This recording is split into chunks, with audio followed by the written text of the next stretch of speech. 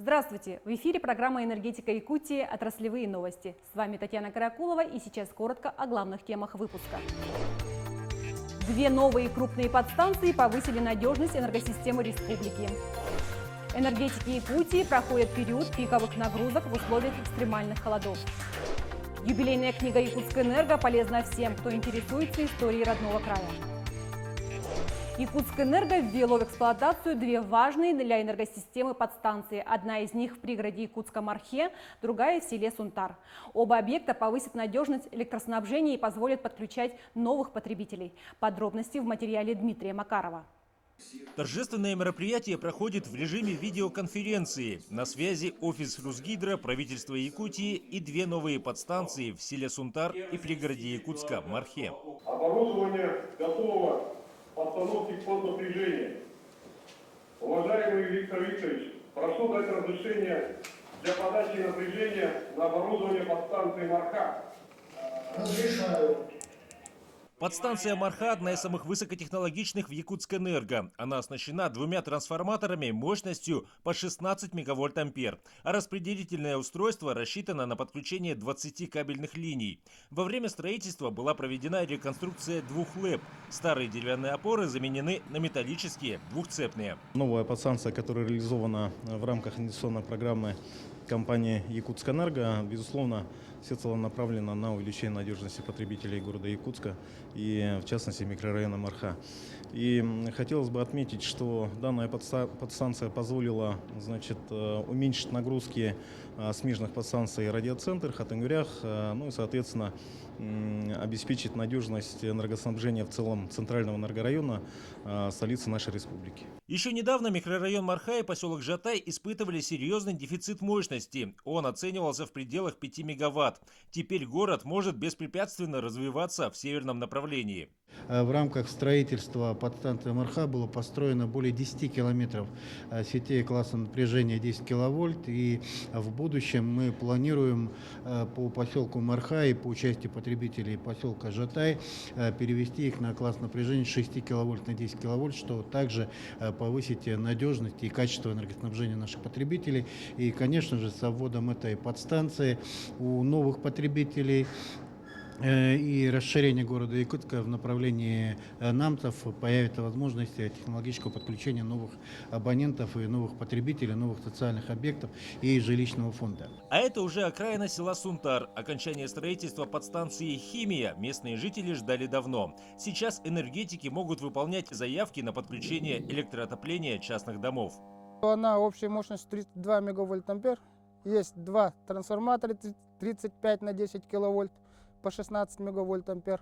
Также есть согласующий трансформатор 10 на 6 киловольт мощностью 4 мегавольт-ампер. В данное время мы разгрузили два фидера, это Гранд-завод и больничный комплекс.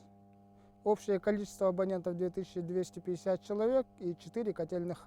Строительство объекта велось в 3 этапа. Сначала помещение и трансформаторы, потом линия 35 киловольт и напоследок реконструкция ЛЭП до фидера больничный комплекс. Огромная работа проделана и строителей, и подрядчиков, и, конечно, сотрудников компании «Якутскэнерго». Я хочу выразить благодарность всем тем, кто принимал эти решения, кто их реализовывал. И, конечно, желаю долгой, безаварийной, надежной работы всех подстанций нашей энергосистемы. В завершении торжественной церемонии ее участники подписывают памятные доски. Теперь они будут находиться на подстанциях, напоминая об этих важных стройках, социально значимых к столетию Якутии. В селе Эик Оленёкского района введена в работу новая дизельная электростанция. Сейчас она производит энергию в режиме опытно-промышленной эксплуатации. Объект построен в рамках инвестиционной программы «Сахаэнерго». В состав основного оборудования входят 7 дизель-генераторных установок. Дизель-генераторы отечественные, российское производство, но тем не менее по своим технико-экономическим показателям не уступают импортным. Мощностью 620 киловатт, все это третьей степени автоматизации. Имеются солнечные станции. Вместе с ДЭС были установлены две трансформаторные подстанции, протянуты новые распределительные сети. Село Эик отдаленное, со сложной транспортной логистикой. Несмотря на это, энергетики справились с большим объемом строительных и монтажных работ. Энергетики работают в режиме повышенной готовности в условиях экстремально низких температур.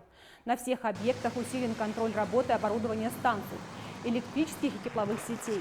Специалисты Якутской ТЭЦ осматривают магистральные и внутриквартальные трубопроводы. Несмотря на мороз, каждая бригада проходит не менее 10 километров.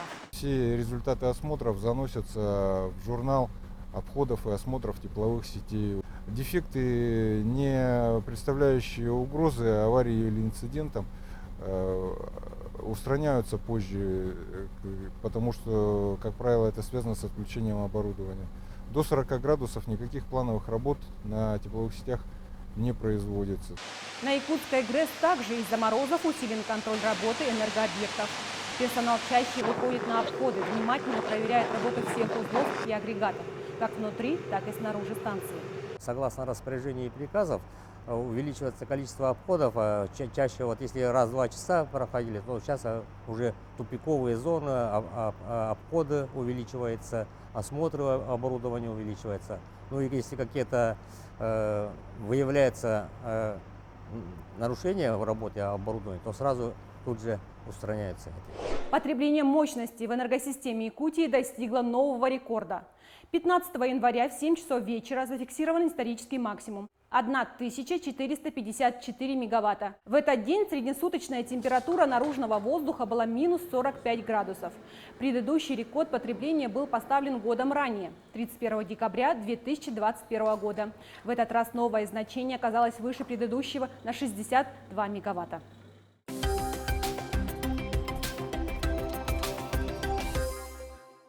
Электропрофсоюз энергетиков Якутии приступил к обсуждению нового типового коллективного договора «Русгидро».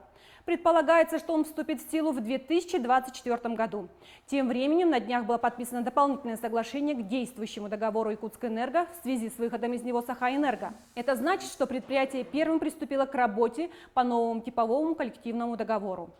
Теперь наше дочернее общество, акционерное общество Сахаэнерго, будет заключать отдельный коллективный договор с нашим электропрофсоюзом. Это вызвано прежде всего различиями в подходах по формированию тарифного источника у ПАО Якутскэнерго и у Сахаэнерго, также разными условиями оплаты труда, разными размерами премирования и другими условиями организации труда в коллективах ПАО Якутскэнерго и Сахаэнерго.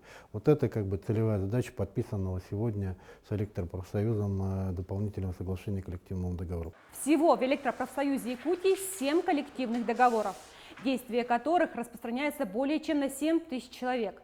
Новая редакция этих документов позволит сохранить социальные гарантии и льготы работников. В Якутскэнерго издана книга, посвященная 60-летию предприятия. Это познавательное и красочно иллюстрированное издание, совместный проект дизайн-студии «Пилигрим» из Хабаровска и пресс-службы Якутскэнерго. Несмотря на то, что издание корпоративное, оно рассчитано на широкую аудиторию. В нем через жизненные истории рядовых работников показано развитие энергетики, а вместе с ней и всей республики.